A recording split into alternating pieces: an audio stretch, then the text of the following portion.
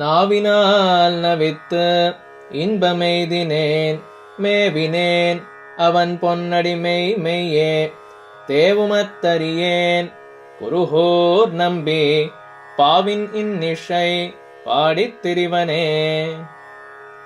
ಪ್ರತಿಪದದ ಅರ್ಥ: ನಾವಿನಾಲ್ ನಾಲಗೆಯಿಂದ, ನವಿತ್ತು ಸ್ತೋತ್ರ ಮಾಡಿ, ಇನ್ಬಂ ಆನಂದವನ್ನು, ಎಯ್ದಿನೇನ್ ಪಡೆದಿದ್ದೇನೆ, ಅವನ್ ಆ ಆಳ್ವಾರರ, ಪೊನ್ನಡಿ ಚಿನ್ನದಂಥ ಪಾದಗಳನ್ನು, ಮೇವಿನೇನ್ ಆಶ್ರಯಿಸಿದ್ದೇನೆ, ಮೇಯ್ ಮೇಯೇ ಇದು ಸತ್ಯವೇ, ಮತ್ತು ಇತರ, ತೇವು ದೇವರನ್ನು, ಅರಿಯೇನ್ ಅರಿಯೆನು, ಕುರುಹೂರ್ ನಂಬಿ ಕುರುಹೂರಿನ ಪ್ರಸಿದ್ಧ ಪುರುಷನ, ಪಾವಿನ್ ಹಾಡುಗಳನ್ನು ಅಥವಾ ಪಾಶುರಗಳನ್ನು, ಇನ್ ಇಶೈ ಇನಿದಾದ ಅಥವಾ ಮಧುರವಾದ ರಾಗದಲ್ಲಿ, ಪಾಡಿ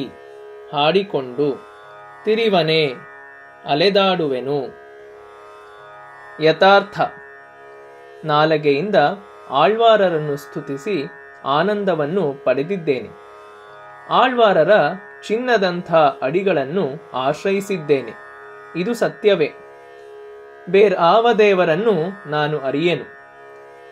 ಕುರುಹೂರಿನ ಪ್ರಸಿದ್ಧ ಪುರುಷನ ಹಾಡು ಅಥವಾ ಪಾಶುರಗಳನ್ನು ಮಧುರವಾದ ರಾಗಗಳಲ್ಲಿ ಹಾಡಿಕೊಂಡು ಅಲೆದಾಡುವೆನು.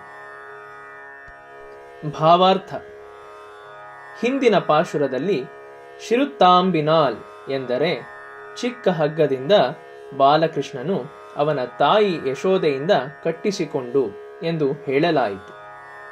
ತಂಟೆ ಮಾಡಿದ ಮಗುವನ್ನು ತಾಯಿ ಕಟ್ಟಿಹಾಕಿದ ವಿಷಯ ಹಾಗಿರಲಿ. ವಾಸ್ತವವಾಗಿ ನಡೆದದ್ದು ಗಾಢವಾದ ಮಾತೃ ಪ್ರೇಮದಿಂದ ಭಗವಂತನನ್ನು ಯಶೋದೆ ಕಟ್ಟಿಹಾಕಿದಳು. ನಿಶ್ಚಲವಾದ ಭಕ್ತಿಯೇ ಶಿರುತ್ತಾಂಬ್. ಅದರಿಂದ ಭಗವಂತನನ್ನು ಕಟ್ಟಿಹಾಕುವುದು ಸಾಧ್ಯ. ಆಳ್ವಾರರು ಹೇಳುತ್ತಾರೆ, ನಾನು ನನ್ನ ಗುರುವನ್ನು ಮನಸಾರ ಬಾಯಿ ತುಂಬ ಸ್ತುತಿಸುತ್ತೇನೆ. ಅವರ ಶ್ರೇಷ್ಠವಾದ ಅಡಿಗಳನ್ನೇ ಆಶ್ರಯಿಸಿದ್ದೇನೆ. ಅವರು ರಚಿಸಿರುವ ಹಾಡುಗಳನ್ನೇ ಇಂಪಾದ ರಾಗಗಳಲ್ಲಿ ಹಾಡಿಕೊಂಡು ಅಲೆದಾಡುತ್ತೇನೆ. ಗುರುವಿನ ಹಿರಿಮೆಯನ್ನು ಎಲ್ಲೆಲ್ಲೂ ಪ್ರಕಟ ಮಾಡುತ್ತೇನೆ. ಗುರುವೇ ನನಗೆ ದೇವರು. ಅವರನ್ನು ಬಿಟ್ಟು ಬೇರೆ ದೈವವನ್ನು ನಾನರಿಯೆ.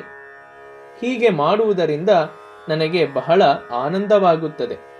ಮಾತು, ಮನಸ್ಸು, ಮೈಗಳಿಂದ ನಾನು ಸತ್ಯವಾಗಿ ಗುರುಸೇವೆ ಮಾಡುತ್ತೇನೆ. ಗುರುಂ ಪ್ರಕಾಶಯೇತ್ ಧೀಮಾನ್ ಮಂತ್ರಂ ಯತ್ನೇನ ಗೋಪಯೇತ್. ಇದು ಸತ್ಪುರುಷರ ಲಕ್ಷಣ. ಈ ಪಾಶುರದಲ್ಲಿ ಆ ಶಿರುತ್ತಾಂಬು ಯಾವುದು ಎಂಬುದನ್ನು ಇನ್ನೊಂದು ರೀತಿಯಲ್ಲಿ ಆಳ್ವಾರರು ವಿವರಿಸುತ್ತಿದ್ದಾರೆ. ಗುರುನಿಷ್ಠೆಯಿಂದ, ಗುರು ಶುಶ್ರೂಷೆಯಿಂದ ಗುರುವು ಸುಪ್ರೀತನಾಗುವನು. ಗುರುವು ಶಿಷ್ಯನನ್ನು ಭಗವಂತನ ಕೃಪೆಗೆ ಒಪ್ಪಿಸುವನು. ಭಗವಂತನು ಶಿಷ್ಯನಿಗೆ ಒಲಿಯುವಂತೆ ಅವರಿಬ್ಬರ ನಡುವೆ ಮೈತ್ರಿಯನ್ನುಂಟು ಮಾಡುವನು. ಆದ್ದರಿಂದ ಗುರುವೇ ಶಿರುತ್ತಾಂಬು ಆಗುವನು. ಭಗವಂತನಿಗೂ ಶಿಷ್ಯನಿಗೂ ಅಗಲದಿರುವ ಸಂಬಂಧವನ್ನು ಒದಗಿಸುವವನು ಗುರುವೇ.